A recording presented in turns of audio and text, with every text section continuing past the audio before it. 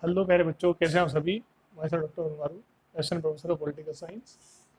UGC NET political science की series में आज हम पढ़ रहे हैं राज्य की उत्पत्ति संबंधी जो सिद्धांत हैं कि राज्य की उत्पत्ति कैसे हुई है। हमने पढ़ा दैविक सिद्धांत, हमने पढ़ा सामाजिक समझौता सिद्धांत, हमने पढ़ा शक्ति का सिद्धांत, हमने पढ़ा बल का सिद्धांत। आज हम पढ़ेंगे उदारवादी शाखा का सिद्धांत। ठीक है ना, ये है उदारवादी शाखा। उदारवादी शाखा जो है ये मानती है कि राज्य की उत्पत्ति और राज्य का विकास धीरे धीरे हुआ है और राज्य एक कल्याणकारी संस्था है। ठीक है, इस सिद्धांत के समर्थक इस शाखा के समर्थक हैं मैकआवर, बर्गेस और गेटले। इनमें से मैकआवर जो है वो इसके वास्तविक जनक हैं।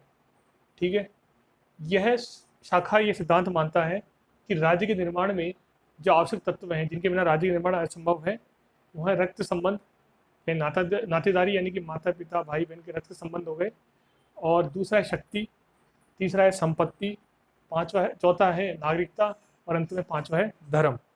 इनमें से मैकआवर जो है वो ये बोलते हैं कि रक्त संबंध या नातेदारी को वो महत्वपूर्ण मानते हैं, क्योंकि उनका ये मानना है कि रक्त संबंध समाज को जन्म देता है और समाज आगे चल करके राज्य को बनाता है। ठीक है, और ऐसा कहा जाता है कि रक्त संबंध राज्य का जनक व शिशु दोनों ही है।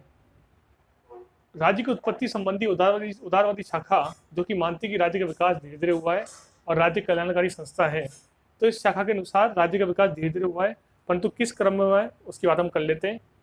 ये सिद्धांत मानता है कि सबसे पहले कबीला समाज बना, आदि मानव समाज बना, ना कानून ना कुछ, भाई केवल एक सरदारों की कबीलियत है। ठीक है, उसके पश्चात यूनानी राज्य आए, ग्रीक में जो यूनानी राज्य पैदा हुए, यूनानी राज्य आए, और उन राज्यों के अंदर जो है बड़े बड़े बौद्धिक विद्वान भी आए और राजा भी आए और काफ़ी तरक्की हुई सभ्यता की। ठीक है, उसके बाद प्राच्य सभ्यताएं आई, प्राचीन सभ्यताएं जैसे कि मेसोपोटामिया की सभ्यता, सिंधु सभ्यता। उसके बाद रोमन साम्राज्य आया जो भी बहुत पावरफुल था। उसके बाद सामंतों का शासन आया, आपने यूरोप के इतिहास से पढ़ा होगा आप लोगों ने।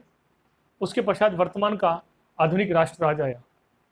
तो 6 क्रम हैं राज्य के विकास के, ऐसा मानना है राज्य की उत्पत्ति संबंधी उदारवादी शाखा की। इस शाखा के जनक माने गए हैं मैकआवर। इस शाखा के 2 अन्य समर्थक हैं मैकआवर, बर्गेस और गेटले। और मैकआवर इस शाखा के वास्तविक जनक है। यह शाखा मानती है कि राज्य का निर्माण जो है विकास हुआ है और उसके निर्माण में आवश्यक तत्व हैं जो कि 5 है। पहला है रक्त संबंध या नातेदारी, दूसरा है शक्ति, तीसरा है संपत्ति, चौथा है नागरिकता और पांचवा है धर्म।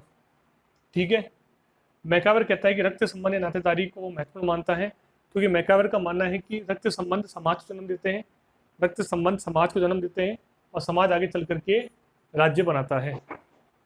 रक्त संबंध राज्य का जनक है व शिशु दोनों ही हैं। ऐसा माना गया है कि रक्त संबंध नातेदारी राज्य का जनक व शिशु दोनों ही हैं।